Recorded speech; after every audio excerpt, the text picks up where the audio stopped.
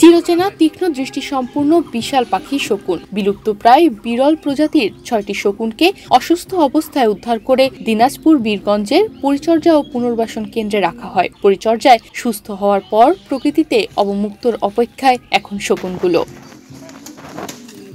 বীরগঞ্জ সিংড়া জাতীয় উদ্যানের বনবিট কর্মকর্তা গয়া প্রসাদ পাল জানান, হিমালয় এবং ভুটানে শীতের কারণে দল বেঁধে শকুন বাংলাদেশে আসে এবং বড় বড় গাছে আশ্রয় নেয়। বিলুপ্তপ্রায় এই শকুন দিনাজপুর সহ উত্তরাঞ্চলের বিভিন্ন এলাকায় আশ্রয় নেয়। ঠিকমতো উঠতে না পারায় সেসব দুর্বল শকুনগুলো উদ্ধার করা হয় এবং সুস্থ করে অবমুক্ত করার প্রস্তুতি চলছে। বর্তমানে বীরগঞ্জের ৬টি শকুন রয়েছে। বীরগঞ্জ সিংড়া জাতীয় উদ্যানে গত ৭ বছর ধরে দেশে বিলুপ্ত ও বিপন্ন প্রায় শকুনকে বাঁচাতে IUCN বাংলাদেশ ও বন বিভাগ যৌথভাবে একটি প্রকল্প বাস্তবায়ন করছে।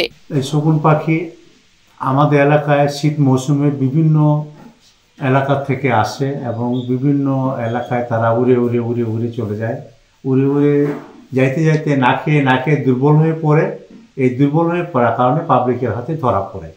এই পাবলিকের হাতে যখন ধরা পড়ে তখন আমরা খবর পাই, তাদেরকে উদ্ধার করি এবং আমাদের এই পরিচর্যা কেন্দ্রে নিয়ে আসি। এই পরিচর্যা কেন্দ্রে নিয়ে আসার পর তাদেরকে সুস্থ সবল সতেজ করি।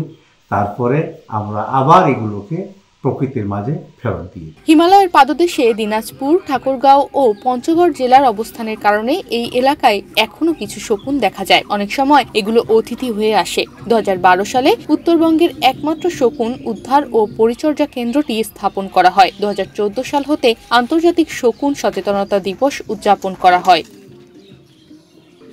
শকুন আমাদের উপকারী একটি পাখি। বিভিন্ন প্রাণীর মৃতদেহ শকুনের দল মুহূর্তেই খেয়ে সাবার করে ফেলে। ফলে পচন ধরা গলিত মৃতদেহগুলো থেকে সংক্রামক রোগ ছড়াতে পারে না। শকুন দেখতে খুব সুন্দর পাখি তা নয়, কিন্তু নিঃসন্দেহে এরা মানব সমাজের জন্য উপকারী।